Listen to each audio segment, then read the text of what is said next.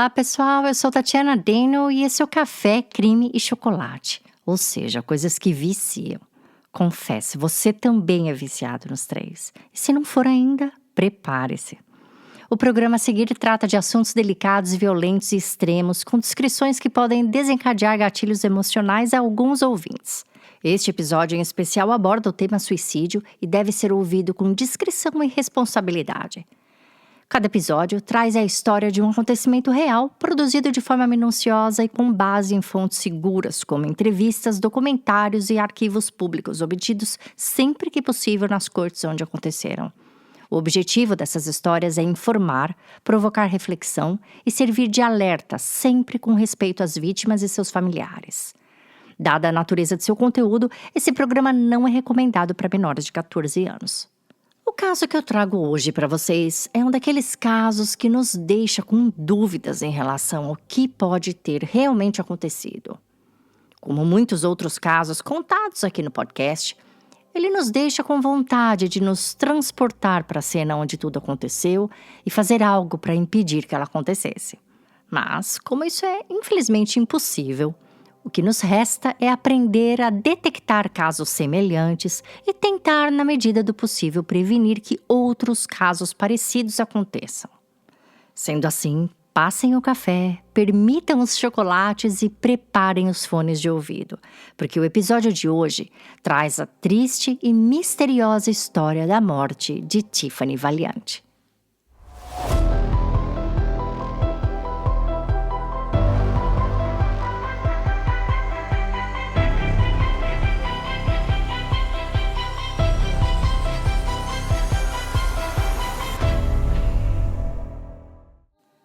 Tiffany Valiante nasceu em 3 de março de 1997 em Hamilton, New Jersey, Estados Unidos.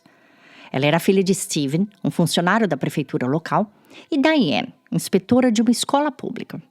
E ela tinha também 2 irmãs mais velhas, Jessie e Crystal.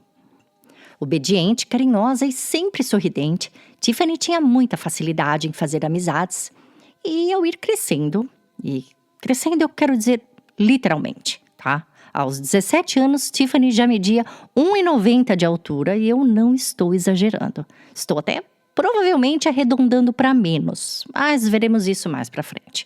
Bom, ao ir crescendo, ela foi também se destacando muito nos esportes. Ela jogava em várias modalidades, mas se identificava mesmo com voleibol. E acabou entrando para o time do colégio, onde se deu muito bem. Muito mesmo, tanto que na temporada de 2015, ela conquistou o 8º lugar no ranking de jogadoras do estado de New Jersey todinho. Essa conquista lhe garantiu uma bolsa de estudos integral para a faculdade e, dado o valor de um curso universitário nos Estados Unidos, isso era, no mínimo, incrível. Quando não estava nas quadras, Tiffany gostava de passar tempo com a família, em especial com seus 2 sobrinhos pequenos, os quais ela era totalmente apaixonada. Segundo seus pais em entrevistas posteriores, salvo alguns probleminhas típicos da adolescência que começaram a aparecer no último ano do colégio, como ser pega na mentira ou responder aos pais, Tiffany, como outras garotas de sua idade, não via a hora de voar rumo à independência e liberdade da vida adulta. Na primavera de 2015, ela concluiu o ensino médio e planejava já entrar para a faculdade no outono. Mas todos seus planos chegaram ao fim em 12 de julho daquele ano, quando Tiffany Valiante, aos 18 anos, foi atropelada por um trem que trafegava a 130 km por hora em sua própria cidade. A tragédia abalou não só sua família, mas também toda a comunidade local, e as circunstâncias por trás de sua morte não deixaram apenas dor e tristeza para aqueles que a amavam. Elas deixaram também incertezas. O dia 12 de julho de 2015 começou quente e brilhante como muitos outros domingos de verão no sudeste de New Jersey. Naquela tarde, Tiffany e seus pais iriam ao churrasco de formatura de uma prima. E como seus tios, os donos da festa, moravam na mesma rua que eles, Tiffany tirou a manhã para relaxar e assistir TV, pelo menos até a hora do churrasco começar. No meio da festa, por volta das 9 da noite, seus pais receberam um telefonema da mãe de uma amiga de Tiffany, perguntando se eles poderiam conversar pessoalmente. O assunto era algo que Tiffany havia feito, mas ela não queria falar por telefone. Diane e Steven aceitaram conversar e foram para a casa deles encontrá-la. Quando essa mãe chegou, ela disse aos valiantes que Tiffany havia roubado ou pego sem permissão o cartão de crédito da filha dela e gastado $300. Ao ser confrontada, Tiffany negou ter pegado ou usado o cartão. Porém, depois que essa mãe saiu da casa deles, Diane quis checar ela mesma o carro da filha para ver se encontrava o tal cartão escondido, e foi nessa hora que ela viu quando Tiffany disfarçadamente pegou o cartão do console e colocou no bolso de trás de seu próprio shorts. Tendo visto a filha fazer isso, Diane entrou para dentro de casa com a intenção de chamar Steve para contá-lo o que estava acontecendo. Mas quando chegou com ele lá fora, na frente da garagem, Tiffany não estava mais ali. Eles chamaram por ela, gritaram. O cachorro da família, Tucker, começou até a latir, mas nada de Tiffany responder. Como o carro dela continuava ali, eles presumiram que ela teria saído a pé. Talvez brava teria ido de volta para a casa do tio, onde estava acontecendo a festa. Então, Diane começou a telefonar para o celular da filha. Mas logo ela e Steve perceberam que o som do aparelho estava vindo do gramado do jardim deles mesmos. Aparentemente, Tiffany teria jogado ou deixado cair seu telefone ali.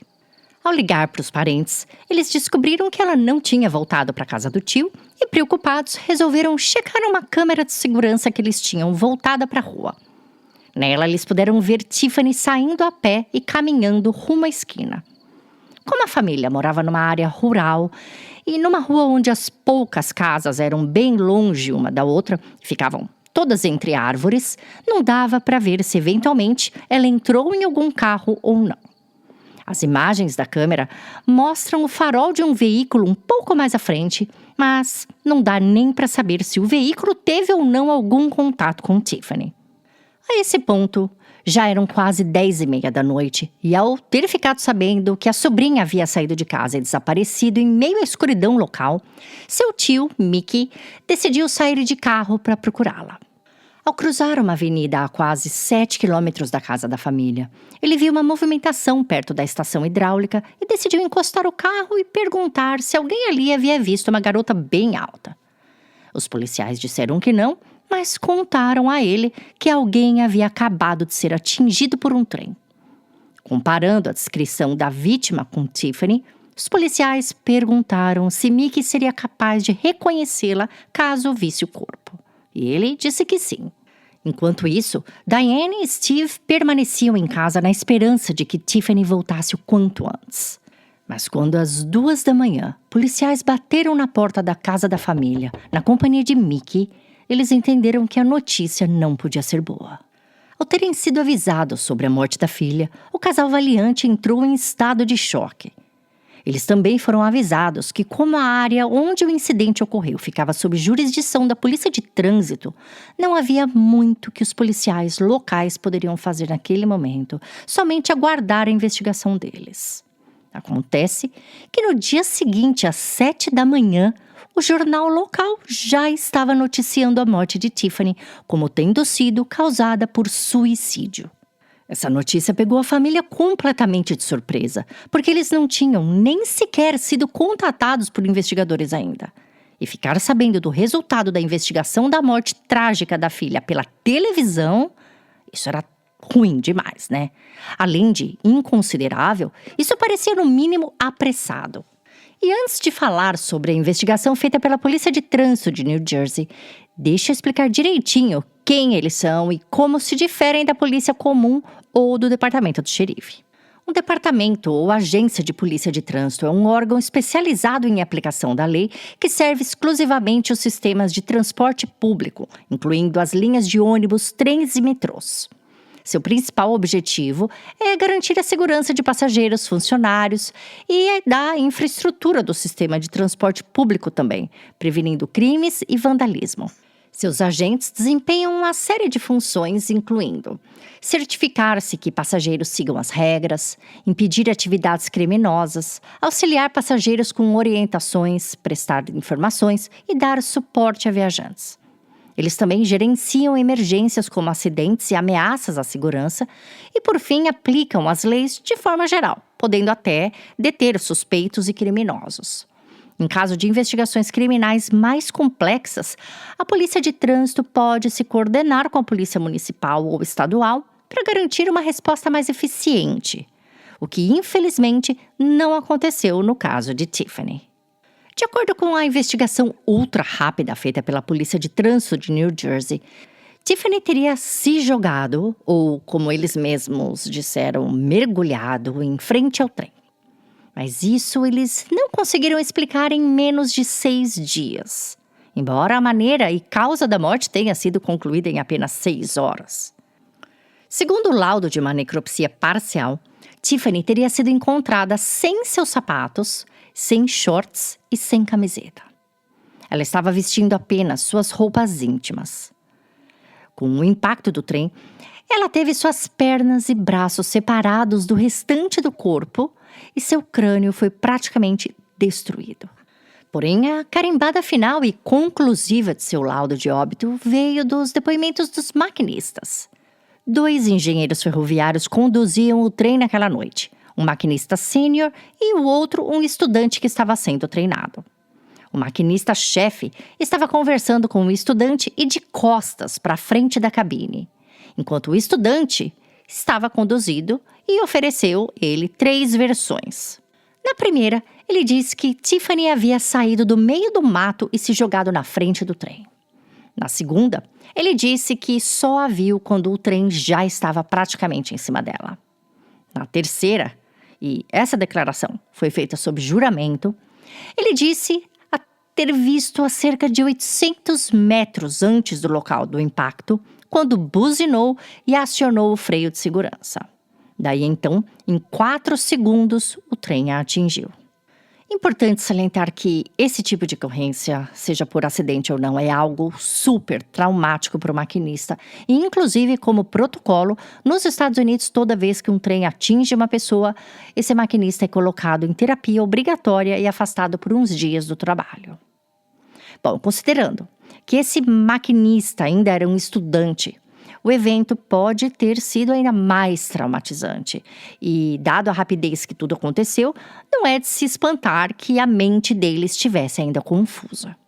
O erro mais apontado da investigação não foi o fato da polícia de trânsito ter considerado apenas o depoimento dele como base para determinar a causa da morte de Tiffany, mas a falta de outras linhas investigativas e coletas de evidência. Por exemplo, o corpo de Tiffany não passou por uma necropsia completa. Não foi testado para a possibilidade de violência sexual, não teve coleta de DNA, passou apenas por um teste toxicológico que voltou com um laudo negativo para qualquer tipo de droga ou álcool. Seu exame veio completamente limpo.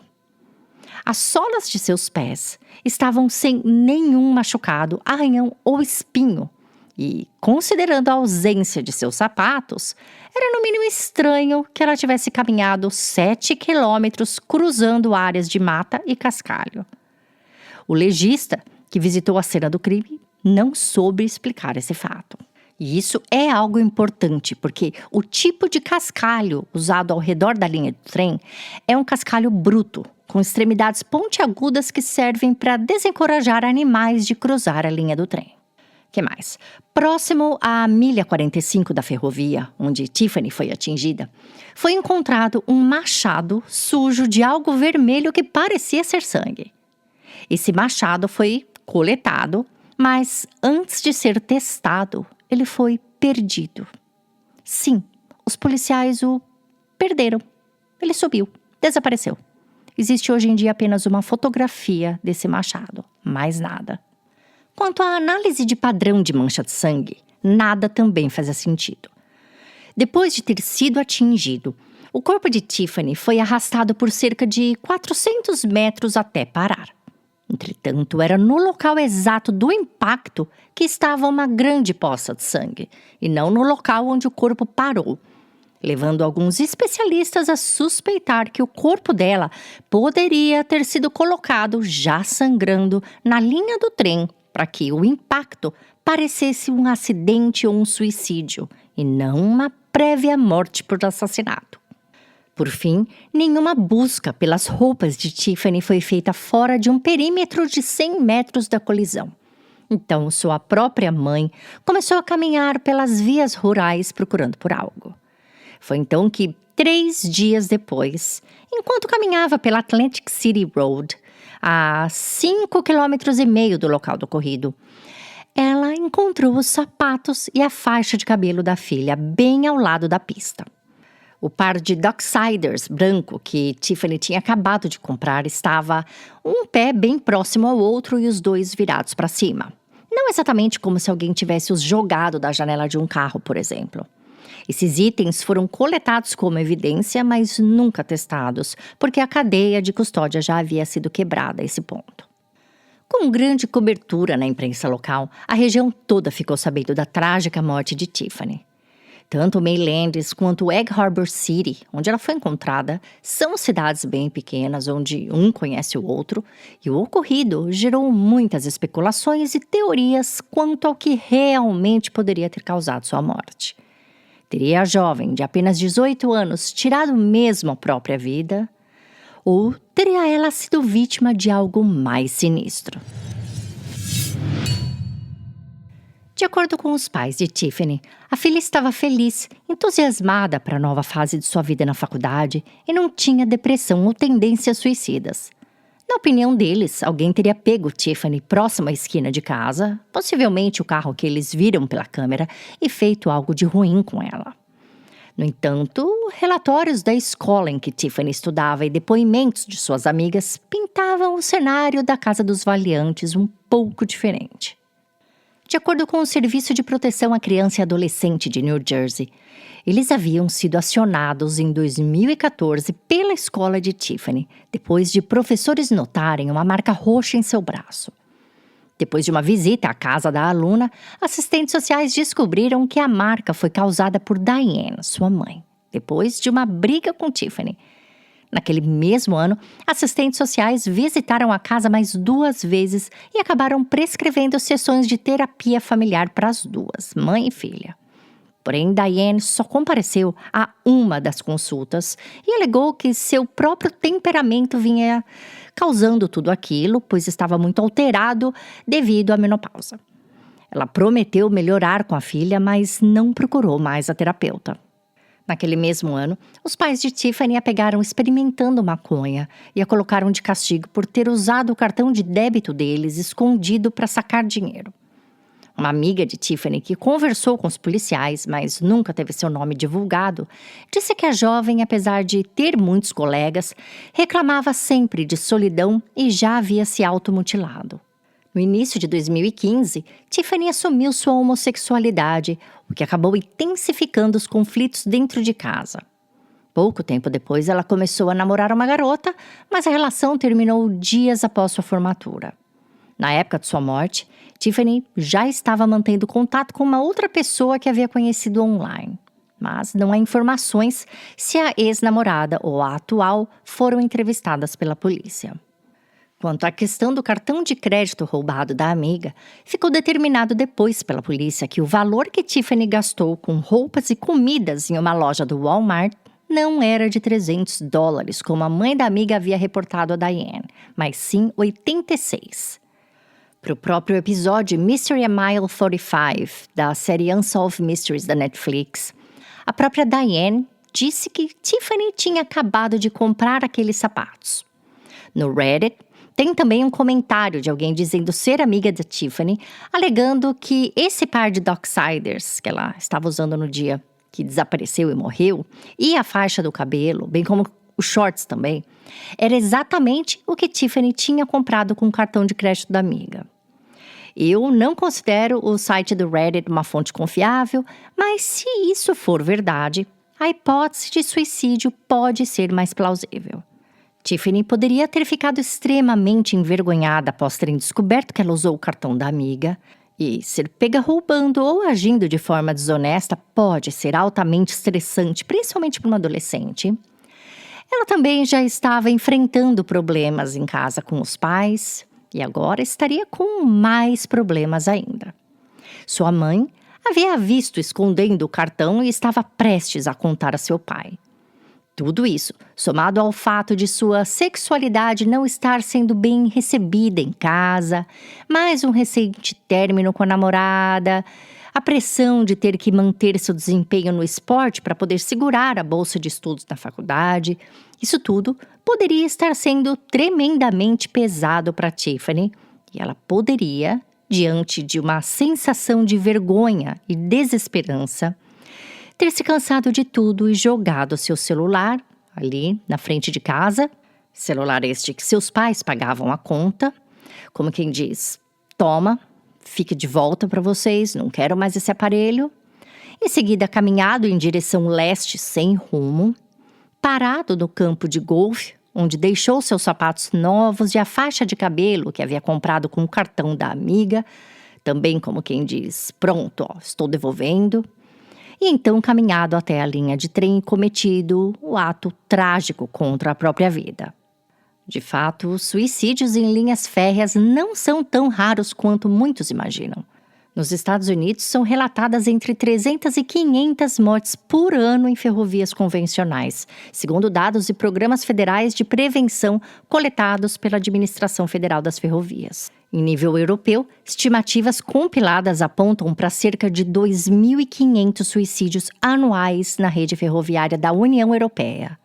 No Reino Unido, por exemplo, os relatórios oficiais registram centenas de incidentes por ano. Em 2022 e 2023, foram contabilizados 236 óbitos na linha principal e outras dezenas na rede urbana, de acordo com a Research Briefings. Estudos científicos recentes também mostram padrões. Muitos suicídios ocorrem em trechos abertos, fora de estações, e nem sempre há sinais prévios identificáveis. Em alguns países, cerca de 10 a 14% de todos os suicídios acontecem nos trilhos. E pesquisas que escutaram pessoas que já consideraram esse método apontam para fatores comuns: crise pessoal, vergonha por algo, perdas recentes e impulsividade. 6 dias após a morte de Tiffany, policiais levaram cães farejadores até a casa dos Valiantes para eles traçarem o caminho que ela teria feito e, segundo os cães, ela teria feito um trajeto de 7 quilômetros usando 2 ruas normais e depois a própria linha de trem, o que poderia ter deixado seus pés bem machucados. E por isso, seus pais e tantos que opinam nesse caso sentem que seria impossível Tiffany não ter marcas nas solas dos pés. Existe uma foto de um dos pés dela e eu vi, mas não posto fotos de corpos ou partes de corpos das vítimas em nada relacionado ao podcast, então não vou postá-la para vocês. Se alguém quiser ver, é só procurar no Google. Eu não me lembro também se ela foi colocada ou não na série da Netflix, mas me lembro que os produtores da série até contemplaram a possibilidade dela ter caminhado bem em cima do trilho e por isso o pé dela não ter ficado tão machucado. Eu, particularmente, quando vi a foto, achei que aquele pé poderia, sim, ter caminhado em terreno bruto. Mas eu não sou legista, nem perita, nem costumo andar descalça na mata ou no cascalho para saber comparar. Uma outra análise que eu fiz foi a do mapa entre a casa dela e o local que ela foi atingida. E ao contrário dos policiais e dos cães farejadores, eu encontrei um caminho que ela poderia facilmente ter feito. Um caminho que levaria 4 quilômetros e não 7, e que seria quase que uma linha reta da casa dela à milha 45, não precisando caminhar por cascalho nenhum. De repente, apenas 1,5 metro de cascalho. Inclusive, essa milha 45 da ferrovia, que é o lugar onde ela foi atingida, ok? É um local muito frequentado por usuários de drogas ou pessoas que buscam por privacidade, porque é um ponto bem escuro da ferrovia. Um lugar sem casas por perto e com uma estradinha de acesso. Eu vou até postar um print desse mapa para vocês.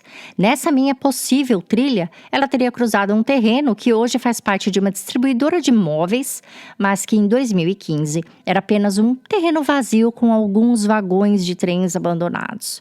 Não tinha muro nem portão e dava acesso fácil à milha 45 da ferrovia. De fato, o lugar é até conhecido como desova de corpos e carcaças de carros roubados. Se Tiffany planejasse mesmo terminar com a própria vida, aquele ponto era o único com pouca iluminação e maior facilidade do trem não conseguir frear a tempo. Agora, para Steve e Diane, essa não é uma possibilidade. Em busca de respostas sobre o que realmente aconteceu com a filha naquela noite, eles foram batendo de porta em porta de advogados, um atrás do outro. E à medida que todos se recusavam a pegarem o caso, considerando a escassez de evidências, eles foram quase perdendo a esperança, mas por fim conseguiram um escritório chamado D'Amato que aceitasse representá-los. De acordo com o advogado Paul D'Amato, Tiffany sofria de uma condição conhecida como nictofobia, que é um medo extremo ou irracional da noite ou da escuridão. Considerando isso, não faria sentido que Tiffany tivesse optado por sair sozinha no breu daquela noite, principalmente sem o seu celular.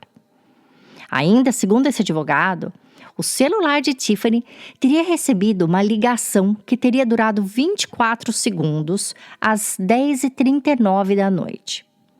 Essa chamada não estava registrada em seu iPhone como chamada perdida, e sim como chamada recebida. O estranho é que a câmera de segurança da casa dos Valiantes mostra Tiffany saindo às 9h24 e seus pais indo atrás dela ali do lado de fora para chamá-la às 9h29. Em entrevistas, eles disseram terem encontrado o celular dela na grama logo depois. Agora, logo depois quando? Logo depois às 9h40 ou logo depois às 10h40? Antes de encontrarem o celular, eles haviam mandado também as seguintes mensagens de texto para ela, pensando que ela ainda estava com seu celular. Filha, onde você está? Você significa tudo para nós. Nós te amamos muito, Tiffany. Filha, você é o nosso mundo. Agora, algo que a família nunca comentou em público e a série da Netflix também deixou de fora, foi uma mensagem pra lá de enigmática que Tiffany mandou a uma de suas colegas de classe minutos antes de desaparecer. Alguns dias depois da morte da adolescente, policiais descobriram que uma colega de classe de Tiffany, que nunca teve seu nome divulgado por ser menor de idade, recebeu uma mensagem de texto às 9h22 da noite do dia 12, com a seguinte pergunta, abre aspas, devo fazer? Só responda sim ou não, fecha aspas. Em inglês, should I do it? Just say yes or no. A polícia nunca divulgou o que essa amiga respondeu e essa mensagem de Tiffany só foi parar no conhecimento do público quando o advogado da família entrou com um primeiro pedido de alteração da causa da morte no atestado de óbito e o Estado negou, alegando que havia mais provas apontando para suicídio do que para crime. A família, por sua vez, continuou se recusando a acreditar na teoria do suicídio, alegando que Tiffany havia sido jogada sob os trilhos para encobrir outro crime que havia ocorrido contra ela. Em 2018, eles recorreram mais uma vez à justiça, pedindo para que o caso fosse reaberto e reexaminado. Steve e Diane gastaram milhares de dólares do próprio bolso tentando resolver o mistério sobre o que possivelmente teria acontecido com a filha. O que eles ainda tentam é que a causa de sua morte seja alterada para indeterminada ao invés de suicídio. Agora, em julho de 2025, ano em que completou 10 anos da morte de Tiffany, os Valiantes entraram com um processo civil contra o estado de New Jersey e a polícia de trânsito, alegando má conduta nas investigações e perda de provas físicas como o machado e mais de 100 mil dados forenses que deveriam estar no iPhone da vítima. Eles também estão pedindo para que o Estado se responsabilize por não ter coletado evidências que os possibilitassem investigar quais telefones celulares estavam conectados às torres próximas à milha 45, na margem de tempo ali que Tiffany foi atingida. E nós sabemos que em 2015 essa tecnologia de geolocalização já era bem utilizada pela polícia. Cada vez que a polícia de trânsito de New Jersey é procurada por algum veículo de comunicação, eles se recusam a comentar esse caso. Em homenagem a Tiffany, um memorial foi construído no local ali perto dos trilhos do trem, bem no ponto onde ela perdeu a vida. Seu pai, Steven, concluiu a quadra de vôlei que ele sempre prometeu à filha que faria para ela. E colocou também um outdoor enorme com a foto de Tiffany no quintal da casa deles. Certos ou errados quanto à causa da morte de Tiffany, a família Valiante certamente sofre com a trágica perda. Além da dor natural do luto, pesquisas mostram que, quando existe a possibilidade de suicídio, os familiares enfrentam um peso ainda maior.